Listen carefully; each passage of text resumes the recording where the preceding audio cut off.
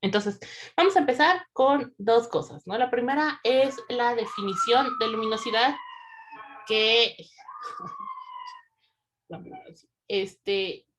bueno, la luminosidad, ayer la vimos en una de las ecuaciones, pero no, pero digamos ya para ponerle números y relacionarlo con los otros parámetros, cuando les dije, está la ecuación de equilibrio hidrostático, está la ecuación de transporte radiativo, la de continuidad de masa, la última de esas cuatro es básicamente solamente la definición de luminosidad. Entonces, la luminosidad L va a ser área por flujo y solamente para que lo tengan con números, va a ser la luminosidad de un radio, bueno, de una superficie con radio R a una temperatura a la cuarta. Entonces, el flujo se saca otra vez de la energía producida por un cuerpo negro. Entonces, bueno, esta es la constante de Stefan Boltzmann. Este radio, déjame, aquí lo escribimos, este radio es el radio de la estrella. Entonces, esta se la tienen que aprender, bueno, no es que se la tengan que aprender, ¿no? Es fácil derivarla por medio de la definición de luminosidad, pero lo que sí es interesante es ver cómo esta relación se cumple, bueno, todo esto se cumple en el diagrama HR, ¿no? Entonces les digo, sí, ustedes pueden darse cuenta que ah,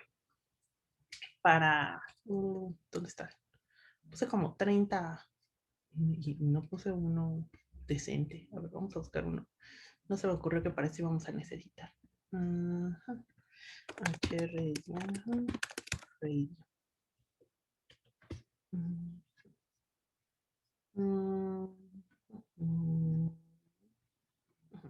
Este, ¿no? Entonces, ustedes pueden ver bueno, cómo relaciona tanto la temperatura, que está aquí abajo, como la luminosidad. Bueno, vamos a copiar aquí. Vamos a hacerlo más grande. ¿Cómo relacionamos mediante esta fórmula la temperatura, que está aquí, contra la luminosidad que está acá? Y eso depende bueno, y eso nos da también una relación con el radio. Entonces, bueno, como todo esto es logarítmico, pues te quedan rectas, pero no son rectas lineales, ¿no? De hecho, si ustedes ven la secuencia principal, no todas las estrellas, o sea, tenemos estrellas desde radio 0.1 hasta cosas de 10, un poquito más de 10 radios solares, ¿no? Y va creciendo el radio conforme nos vamos en esta dirección.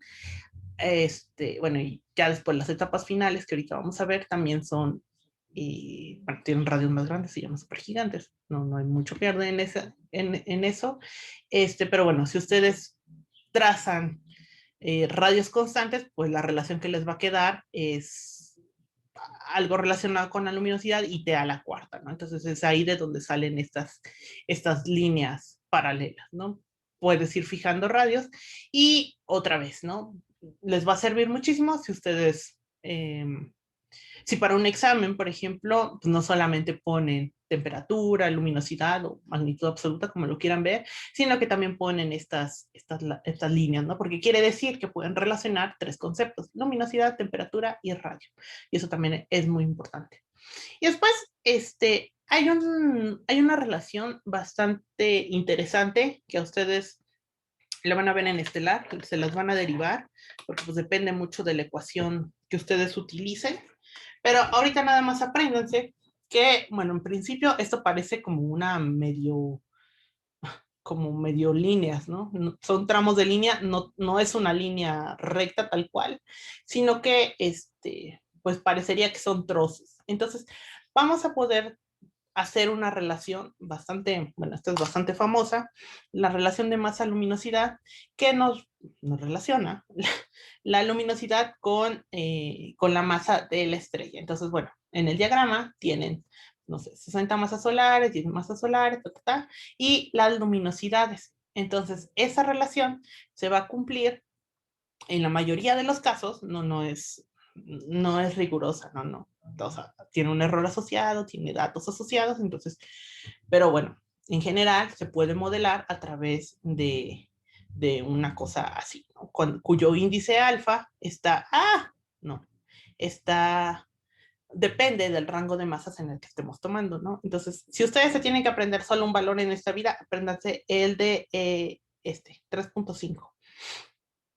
Este, que es la masa más, bueno, entre 4 3.5, tampoco es como que sea gran diferencia, está la masa del Sol, ¿no? Entonces, la masa del Sol, ustedes pueden tomar, o la luminosidad va a estar dada por una cosa así a la 3.5, ¿no? Por supuesto, puedes interpolar para encontrar valores un poquito más exactos, pero bueno, en general puedes hacer divisiones así, ¿no?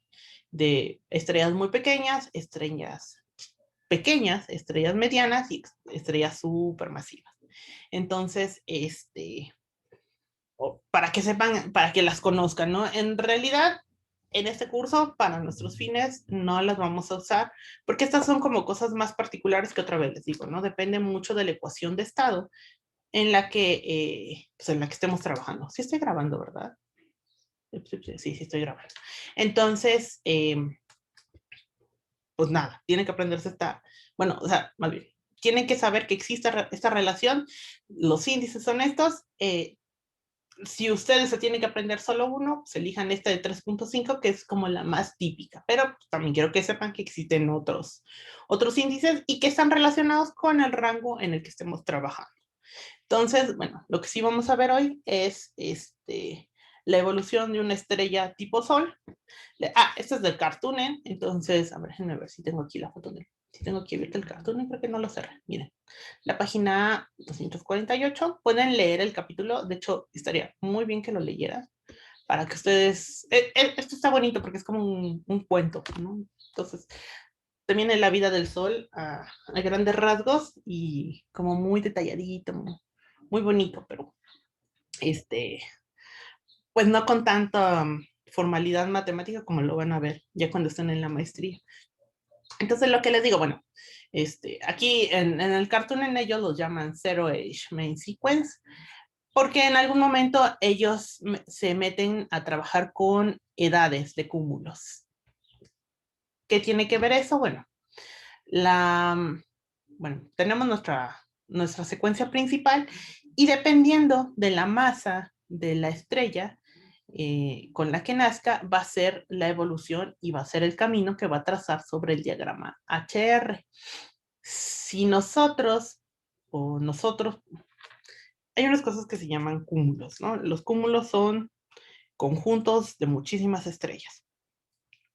Si nosotros ponemos un cúmulo alrededor, o bueno, mapeamos solo las estrellas de un cierto cúmulo, pues por supuesto vamos a reproducir el diagrama HR, no hay pierde.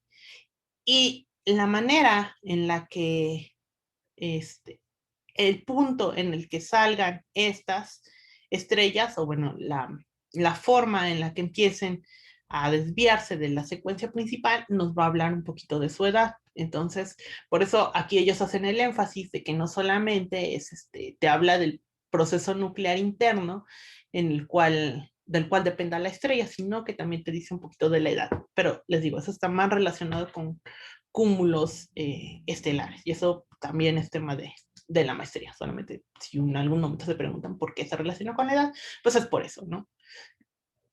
Podemos, este momento de salir de la secuencia principal se puede asociar con la edad. Entonces, lo interesante para nosotros, bueno, primero varias cosas, ¿no? Yo no sé si en algún momento ustedes se han preguntado cuál es el rango mínimo de una estrella para que pueda, para que sea considerada estrella, ¿no? Porque, por ejemplo, Júpiter, que es el planeta más grande en el sistema solar, ¿por qué demonios no brilla? O sea, no sé si alguno de ustedes ha tenido esa curiosidad o alguno sepa la respuesta. ¿Por qué un planeta no brilla y una estrella sí? ¿Cuál es la diferencia?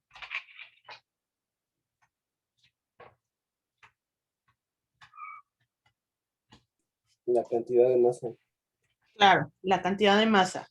Si nosotros tenemos estrellas de menos de 0.08 masas solares, la cantidad, si bien está formada de hidrógeno, la cantidad bueno, la temperatura y la presión que se alcanzan después de que colapsa gravitacionalmente y se supone que debería de empezar a brillar, pues no le da las condiciones para empezar a quemar hidrógeno. Entonces no empieza el ciclo PP. Y pues por lo tanto no hace reacciones nucleares y por lo tanto nunca se puede considerar como una estrella. Y otra vez el caso, ese es el caso de Júpiter. Entonces, el límite está ahí. Bueno, cuando yo lo empecé a estudiar, era 0.08 masas solares, lo que te decían que era el límite inferior de la estrella. Eh, Hay gente que dice que es un poquito más, hay gente que dice que es un poquito menos, pero 0.08 masas solares es un buen parámetro. Y otra vez, ¿no? Podemos ver aquí que nuestro Sol es la estrella más común y corriente, no tiene un camino tan emocionante como otras estrellas que va, viene, va, viene. Entonces, lo vamos a ver, ¿no?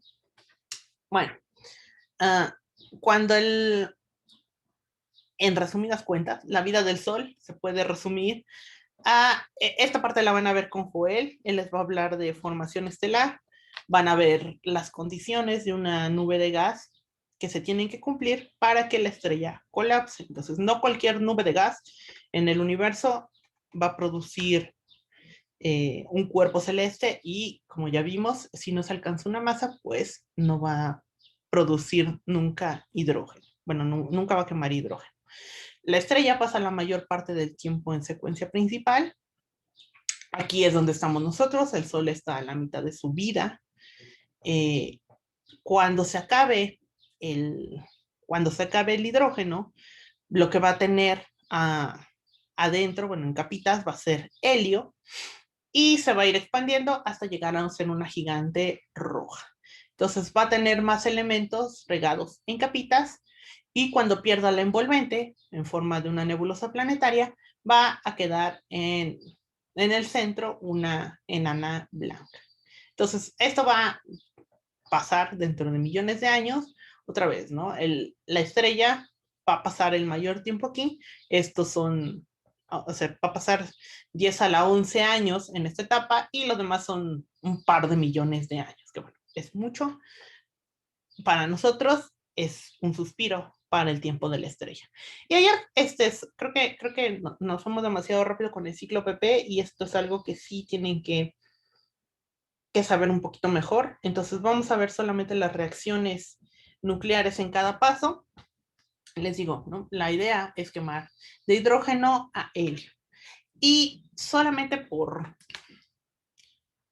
lo pueden seguir en cualquier libro, pero bueno, necesitamos verlo aquí, ¿no? Entonces, el ciclo, aquí están los comentarios de qué es cada circulito.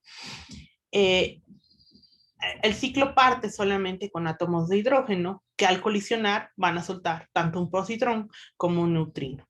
Entonces, si no saben lo que son los neutrinos, bueno, los neutrinos son partículas que se pueden considerar como si casi no tuvieran masa o tienen una masa muy pequeña que atraviesa todo y que de hecho es otra manera de estudiar a los objetos, ¿no? Mediante la emisión de neutrinos se pueden derivar cosas interesantes, ¿no? Porque te dicen cómo sucede.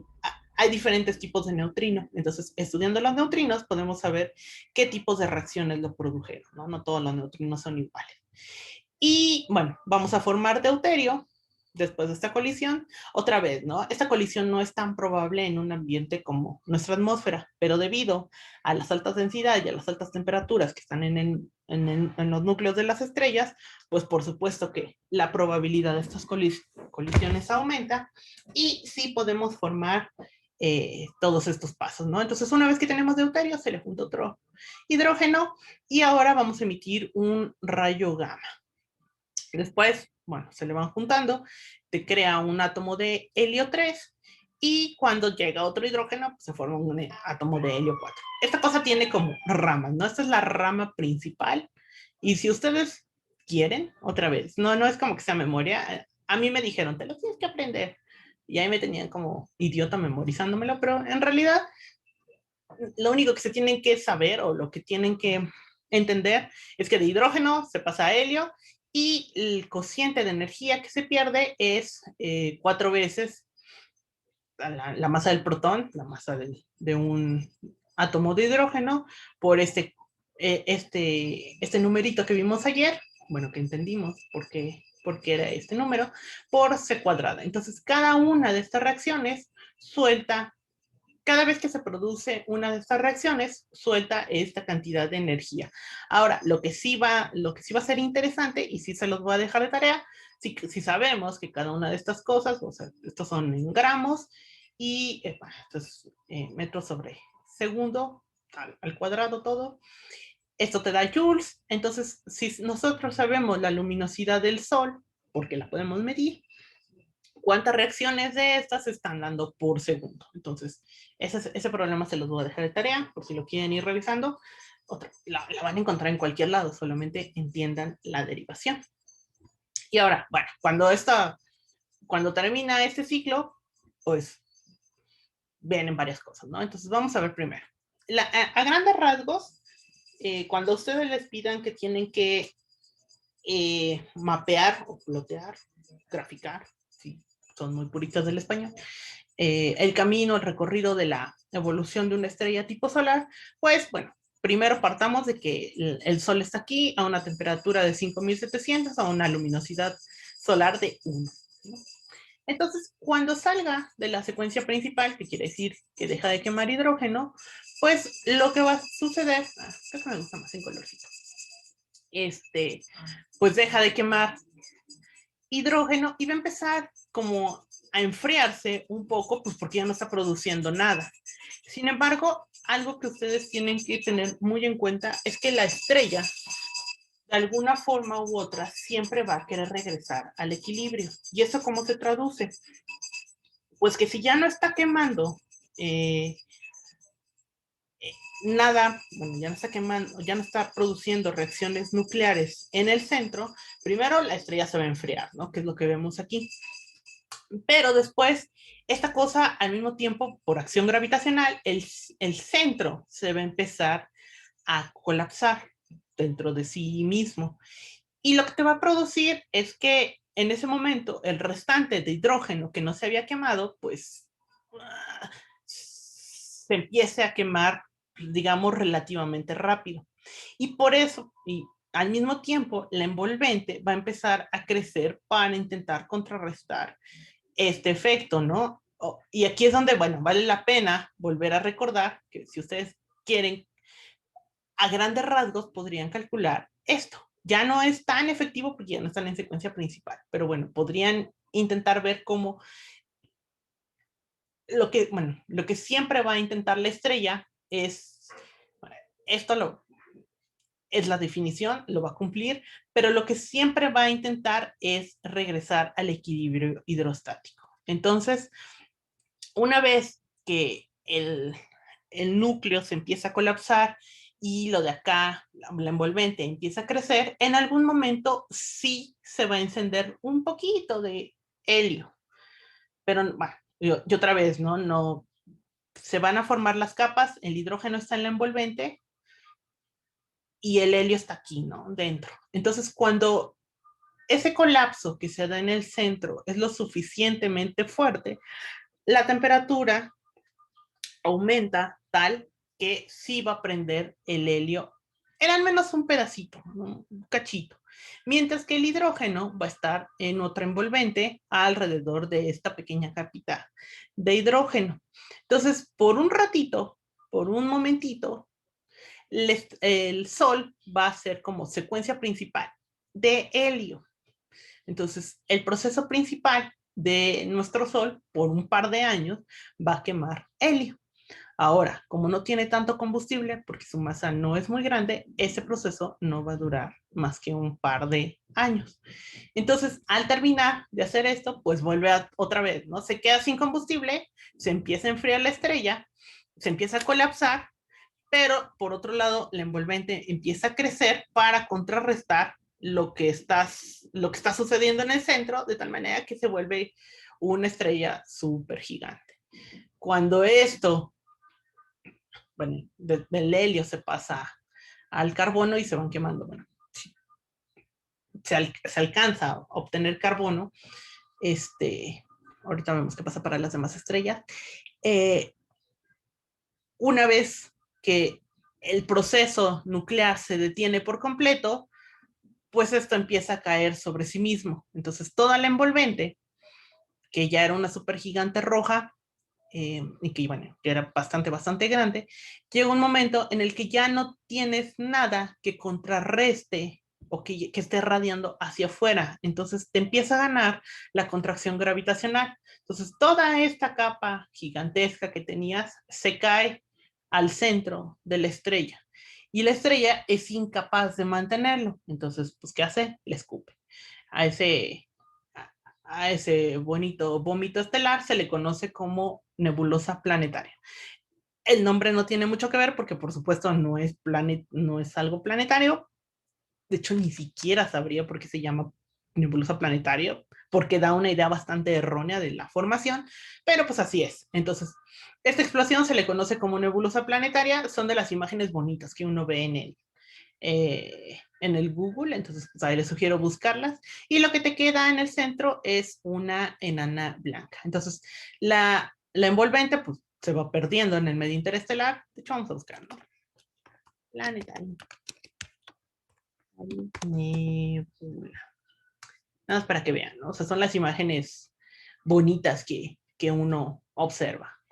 Y de hecho, si a ustedes les interesara esta parte, es uno de los temas que yo creo que hay más gente que estudia en el instituto, tanto en el IA como en nucleares. Entonces, se forman estas cosas que visualmente son muy bonitas, ¿no? Y siempre te dan como esta forma relativamente esférica. Estudiar la asimetría de algunas nebulosas planetarias, pues por supuesto te dice cómo es el medio en el que se desarrolló la estrella, ¿no? Y te dice mucho del campo magnético, cómo era todo lo que estaba aquí alrededor, cómo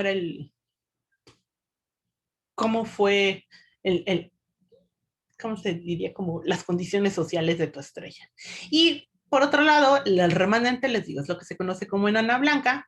La enana blanca ya no tiene condiciones para empezar a quemar, para empezar a quemar, bueno, para quemar nada por procesos nucleares.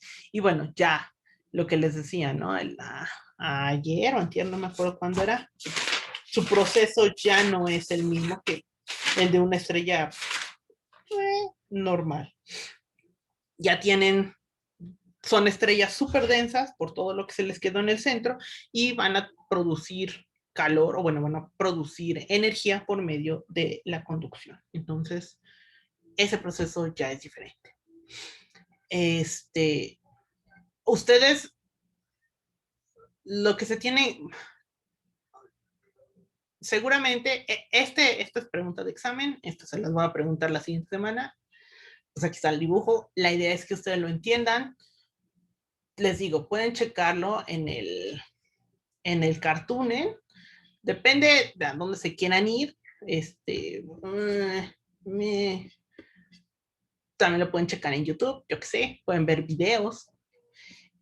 Pero en general, les digo, lo importante es que cuando el combustible se acaba, ya sea hidrógeno o helio, o en las estrellas más masivas, carbono, oxígeno, etc., la estrella empieza a agrandar su tamaño, la envolvente se empieza a crecer para intentar compensar los procesos que no están sucediendo, ¿no? Bueno, lo que ya no está quemando adentro. Y después, en algún momento que el núcleo se colapsa, si tiene suficiente densidad y temperatura, empieza la quema del siguiente elemento pesado. Si no, pues es lo que le pasa a nuestro Sol después de quemar helio, que ya no tiene condiciones para encender ahora el carbono. Más bien pierde su envolvente y va a morirse como una enana blanca cualquiera. Entonces, esa es la parte interesante, ¿no? Y eso es lo que ustedes podrían ver. Y de hecho, ahorita vamos a ver otra estrella que es bastante, que son las cefeidas, que yo sé que algunos de ustedes trabajan con ellas, yo sé que Pepe Peña trabaja con estrellas variables. Entonces, en este proceso, otra vez, ¿no? Aquí, las estrellas ustedes vieron, ¿no? Salen de la secuencia principal, dependiendo de dónde estén, bueno, dónde estaban colocadas en la secuencia principal, pues salen y hacen esto, ¿no? Este buclecito, como en este periodo de transición entre que su envolvente empieza a crecer, ellas se contraen y empiezan a quemar otra cosa, ¿no? Entonces, en esa rama de variabilidad se encuentran unas estrellas que son bastante peculiares, son conocidas como las cefeidas por la constelación, por la primera estrella que se observó, ¿no? Y se les da el nombre a todas. Entonces, en general, todas las estrellas que se encuentren aquí sobre esta rama se pueden considerar estrellas variables. ¿Y cuál es el chiste? Ah, bueno, nada más por curiosidad histórica, fueron observadas por primera vez por esta muchacha Henrietta en la nube de Magallanes. Entonces, actualmente se conocen alrededor, varios cientos de estrellas, no son miles, no son millones, son cientos de estrellas en grupos en la galaxia, en la nuestra, claro, y en el grupo local de galaxias. Entonces, ¿qué son? Son estrellas que habían empezado su vida como tipo F, entonces yo esperaría que ya este momento me sepan decir. Las estrellas F son un poquito más frías que las A, que son las que para mí son más fácil de aprender, que son a 10.000 grados, entonces pues más o menos como unos 8.000 grados, y se encuentran justo en el periodo de variabilidad. Entonces, en ese ajuste como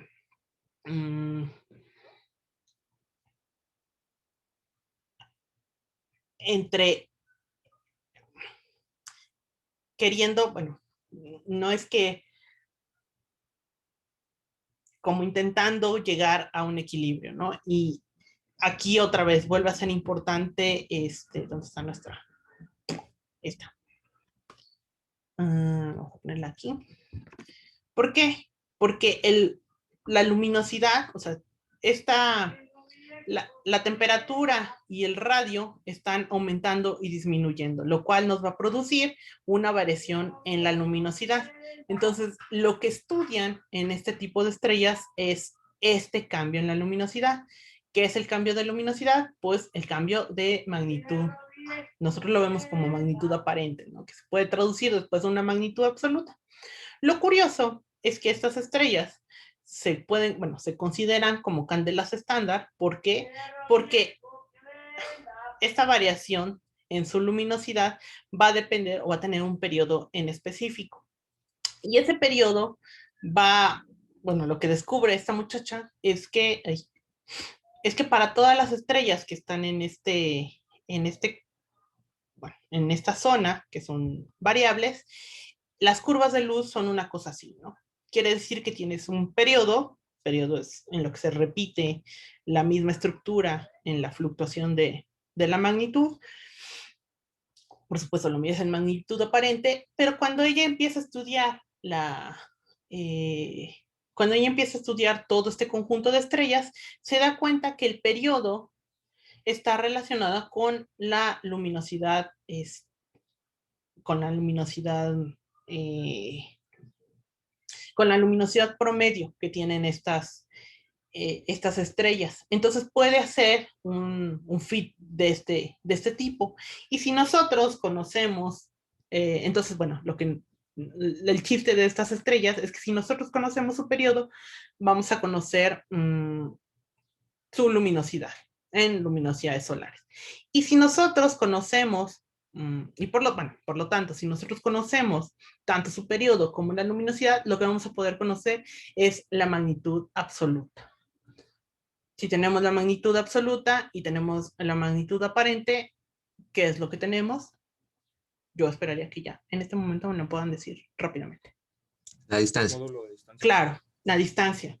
Entonces, las cefeidas son utilizadas como candelas estándar en el universo. Entonces, las dos cosas que hasta el momento conocemos, bueno, lo que habíamos visto era el paralaje, también se utilizan estas estrellas cefeidas, que otra vez nos permiten, bueno, el paralaje funcionaba para una zona relativamente cercana al Sol, y las cefeidas sirven para cosas que están en la vecindad galáctica, ¿no?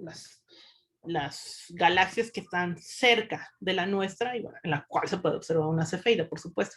Entonces, solamente midiendo el periodo, solamente midiendo cada cuánto va cambiando la curva de luz observada, pues se puede determinar la luminosidad. ¿Por qué?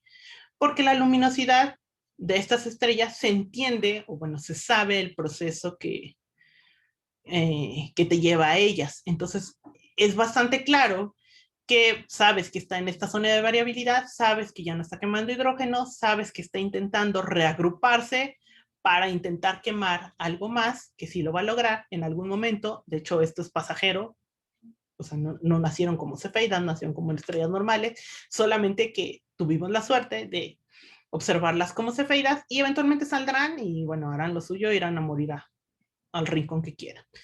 Pero mientras tanto, nos ayudan a que si nosotros las observamos y estudiamos su curva de luz, podemos determinar la distancia.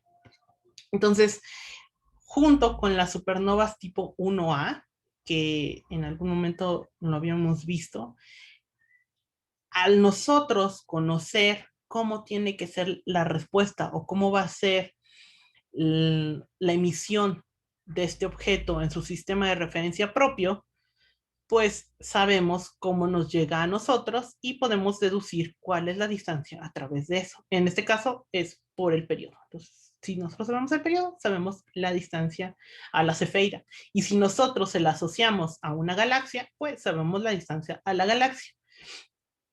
Sabemos la distancia a una parte de la galaxia. Ahora, pueden salirme puristas y decirme, bueno, pero no estás sabiendo la distancia a toda la galaxia. Pues no, pero bueno, ya es aproximado.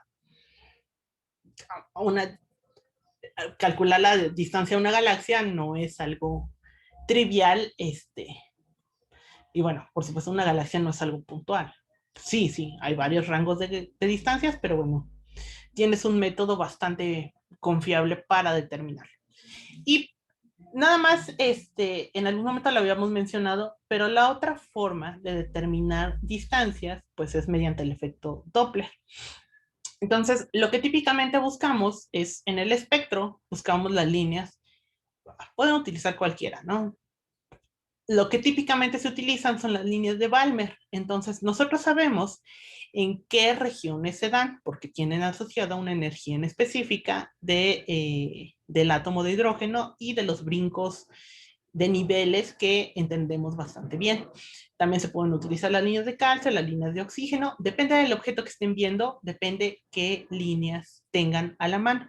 Entonces, lo único que hay que hacer es entender de qué está hecho nuestro objeto y comparar las líneas teóricas que nosotros obtendríamos si hacemos no sé, si construyes una nebulosa aquí en la Tierra, donde observarías las líneas, porque sabes la composición, y dónde las observas. Entonces, solamente ese desplazamiento de las líneas es lo que nos dice, pues, está asociado con la distancia.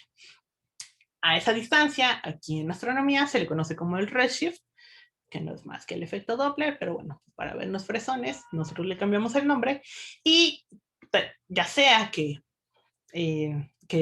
lo relaciones con la longitud de onda o con la frecuencia. Entonces, ya depende de lo que tengan ustedes. Yo típicamente trabajo con longitudes de onda, entonces para mí es más fácil verlo así, pero entiendo que mucha gente también trabaja o le gusta más trabajar en frecuencias, entonces es exactamente lo mismo. Lo que curiosamente nada más, bueno, cuando uno reporta un objeto o estás trabajando con lo que sea, si es algo cercano, pues dices, está, no sé, quién sabe cuántos parsecs. Si uno empieza a trabajar a distancias ya más grandes, lo que reportas es el Z, no reportas parsecs, porque el Z en algún momento también depende de la forma del universo, que si es, ¿cómo se llama? Que si es flat, que si es open, que si no sé qué tantas cosas se inventan los cosmólogos, y cuánta materia bariónica, y no sé qué tanto le ponen, ¿no? Cuánta es energía oscura, cuánta es materia oscura, entonces, todos esos cocientes también. A la larga, o sea, lo que se puede medir es el Z, ¿no? Pero ya después ellos lo interpretan diciendo, entonces lo que estás viendo es la prueba de que el universo se está expandiendo aceleradamente o no se está expandiendo a una velocidad constante. Depende de qué cosmólogo le pregunten, ¿no? Y otra manera de medir las distancias, porque pues, los astrónomos, digo, no es como que tengamos muchos parámetros en realidad observables, pero lo que sí es importante determinar es la distancia, y es el reto de la gran mayoría de nosotros, es a través de redshift fotométricos, que es hacer relativamente lo mismo, pero en vez de utilizar espectros, utilizamos filtros. Y esto es algo en lo que yo sí tengo bastante experiencia, ¿no? Yo no trabajo con espectro, yo trabajo solamente con fotometría. Entonces, si nosotros tuviéramos en un teléfono, y esto típicamente con óptico y ultravioleta, ¿no? Entonces tenemos los filtros, tenemos este filtro en ultravioleta, tenemos estos filtros en óptico.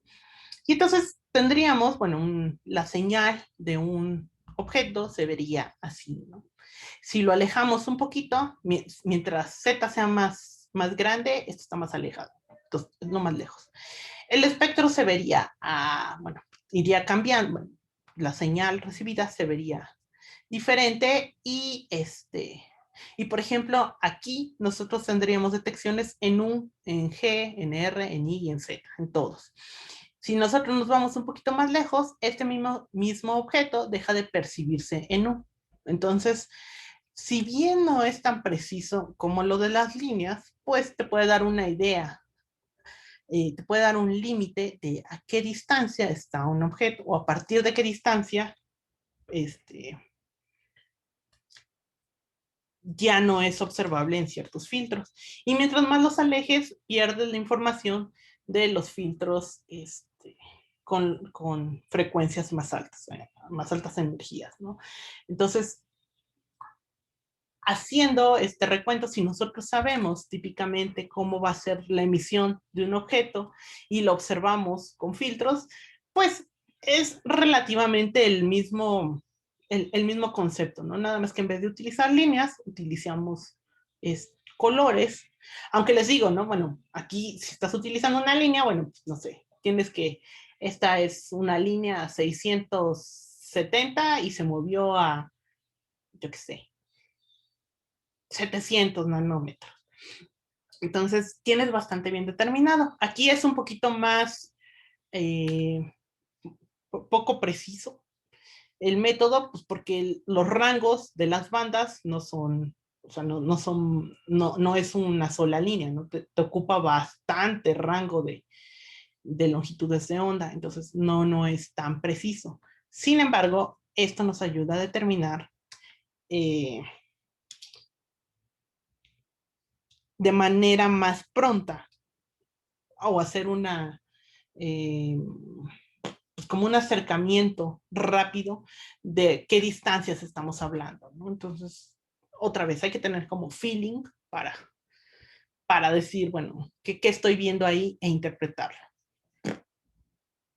Y solamente eso que les decía, ¿no? Eh, de lo del redshift asociado, primero aquí, ¿no? El redshift asociado a las distancias, ¿no? Entonces, nosotros estamos a un redshift cero y típicamente, otra vez, ¿no? Depende de qué cosmólogo le preguntes, porque pues, sí, aquí es una escala lineal, pero observar bueno, se supone, o dicen los cosmólogos, que a un redshift 2, que fue hace como cuando el universo tenía 3 billones de años, o sea, 3.000 millones, porque los gringos no saben lo que es un billón, es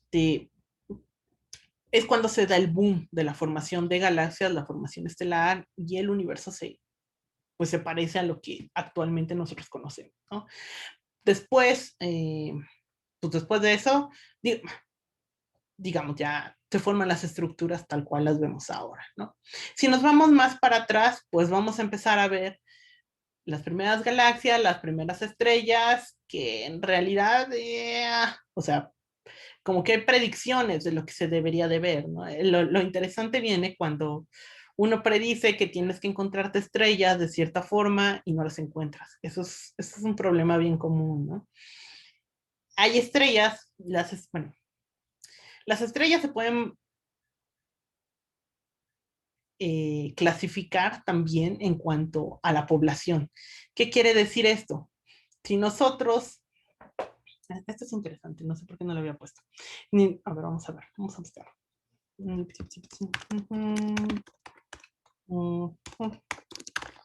Depende de cuándo nazca una estrella. Vamos a ver si hay population. Si quieres, la 3. Vamos a ver si hay. Mire, las estrellas, hay gente que las divide por alguna extraña razón en esto que se llama poblaciones, ¿no? Entonces, las poblaciones 3 se supone que son las primeras estrellas. Otra vez, los astrónomos nos encanta confundir a la gente. Población 3 es lo primero, población 1 es lo más nuevo, ¿no? Lo que se crea en estos momentos, las estrellas que están naciendo ahorita. De acuerdo a la edad. Entonces, hay muchas teorías que predicen lo que se debería de ver a ciertos redshifts. Entonces tú construyes tu instrumento bonito, le metes un titipuchal de dinero y te das cuenta de que no están. Entonces, pues hay gente que dice, es que no te estás yendo lo suficientemente lejos. Pero por otro lado, como que en realidad tal vez no necesitarías, más bien necesitarías modificar el modelo. Pero bueno, esos ya son cosas que les interesan solo a los cosmólogos, ¿no? Entonces, y esto habla de la metalicidad. ¿Por qué? Porque una estrella que se formó a principios del universo, o sea, como en estas etapas, en principio se supone que solo eran estrellas puramente de hidrógeno. Entonces, se supone que deberíamos de ver estrellas gigantes de hidrógeno y no las vemos. Lo que sí vemos son estrellas de población 2 y población 1, que son estrellas que ya, bueno, se supone, o que dice la teoría, que provienen de la muerte de estrellas muy masivas, de población 3, y que por lo tanto ya no son tan puras y ya nacen teniendo ciertos metales. Otra vez, metales es lo más pesado que helio. Entonces, la metalicidad de las estrellas o la cantidad de metal que haya dentro de una estrella en su composición nos dice acerca de la población. Y la población la estudias observando los espectros de las galaxias, ¿no? Entonces, el espectro de la galaxia va a estar dominado por el espectro de las estrellas individuales eh, de la población, de la cantidad de estrellas del grupo de estrellas en que tengas más población en dicha galaxia. Entonces, nada más como curiosidad, existe esa cosa, también lo van a ver en cuántica, en cosmología, pero bueno, nada más que ya que se lo llevarán. Y se supone que después de redshift un poquito más altos, mayores que 8 9, pues ya es como un misterio lo que está sucediendo, ¿no? Aquí las épocas oscuras, pues es cuando se supone que se crearon todas estas fluctuaciones cosmológicas que te dan lugar a que exista la materia tal como la conocemos, ¿no? Se supone que después del Big Bang, pues todo era materia, antimateria, pero ¿por qué demonios no se destruyó todo, ¿no? Entonces se crean, o bueno, se supone que de acuerdo al modelo cosmológico, pues vienen todas estas fluctuaciones raras que a la larga desembocan en las galaxias como las conocemos. Entonces, si ustedes quieren creer esto, está bien. Si no, bueno, como que esta parte, pues sí, es bastante oscura. Entonces, las teorías, pues no es que puedan ser refutables o no, en realidad hay muy pocas cosas que podamos observar y es el modelo que está, ¿no? Entonces, cuando les dicen a uno, porque luego a veces a uno le dicen, ¿no? Que, un redshift igual a 2, y como que no tomas en cuenta que, otra vez, esta escala en edad es logarítmica. Entonces, una época de 2 no es como que sea cualquier cosa. Un redshift de 2 te está hablando de hace muchísimo tiempo, ni digas un redshift de 9. Los objetos más lejanos que nosotros conocemos están en este rango y son AGNs y destellos de rayos gamma. Entonces, eso también lo van a ver con Joel, porque Joel va a ver esta parte de cosmología, pero estos fueron determinados por medio de redshift fotométricos, no redshift espectroscópicos. Otra vez, ¿no? Depende el rango en el que tú estés trabajando, lo que puedes observar. Y nada más, si ustedes lo quieren ver en cosas de edad, ya que lo estábamos, digo, para que no solamente se queden con un número, que es el redshift, pues pueden ver cómo, pueden buscar ustedes qué procesos se supone que se generan a cada redshift, ¿no? Y no, o sea, mi intención no es como que ustedes duden de esto, sino más bien que a partir de cierta edad es imposible verlo con un telescopio. Entonces, lo que suceda antes de eso, pues, bueno, lo que sucedió en épocas más cercanas al Big Bang, no es que esté bien o que esté mal lo que te están diciendo, es que nunca lo vamos a poder saber. A menos que a alguien se le ocurra algo y bueno, cambie nuestra manera de ver las cosas. Pero en principio es así. Entonces, la determinación de la distancia, nada más para concluir esto, pues podemos utilizar para la G cefeidas y, bueno, conocer el efecto Doppler de los espectros, ¿no? En la siguiente clase, el jueves, vamos a ver las supernovas tipo 1A, y porque está relacionado con muertes de estrellas más masivas, que es lo que vamos a ver ese día. Entonces, depende a quién le preguntes, ¿no? A la gente que se dedica a esto, pues por supuesto, esta es la parte más interesante, por algo se dedican a ello. Yo me dedico a esta rama, a mí me gusta estudiar las estrellas más masivas, entonces el jueves vamos a hablar del final de estos que a mi parecer, mi opinión, son un poquito más interesantes, ¿no? Y no tanto por el proceso que está involucrado, ¿no? O sea, la secuencia principal es lo mismo, que más helio igual, que más carbono igual, que más oxígeno igual. Lo interesante son los productos, ¿no? Aquí nada más tienes una explosión y una enana blanca. Acá tienes supernovas y te pueden quedar remanentes de estrellas de neutrones, agujeros negros y cosas más exóticas, ¿no? Como estrellas de quarks y las cosas que le suceden cuando colisionan, que bueno, son destellos de rayos gamma y ondas gravitacionales. Entonces, yo me dedico principalmente a estudiar esta parte. Les digo, no es como que lo demás no sea interesante, es cuestión de apreciación, ¿no? Y en este caso, pues hay muchísimo más conocimiento en esta rama, eso por supuesto, ¿no? Digamos que lo inexplorado del mundo, pues está en esta parte que es toda la parte transitoria del universo, ¿no? Estudiar estas explosiones y todo eso es como lo que está eh, de moda, ¿no? Justamente por todos estos detectores de ondas gravitacionales. Entonces, yo creo que hoy le dejamos aquí la clase. Les dije, hoy iba a ser una clase bastante cortita.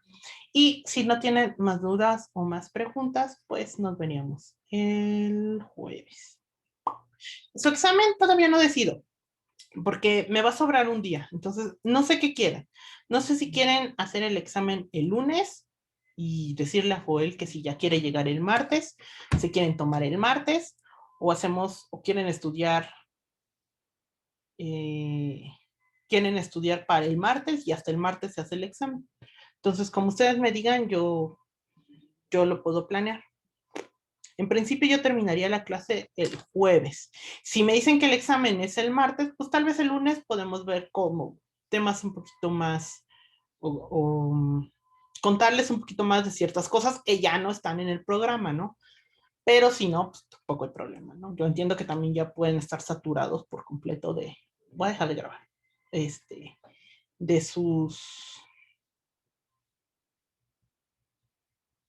¿qué? De sus materias. Entonces, pues díganme, ustedes cómo ven, qué opinan.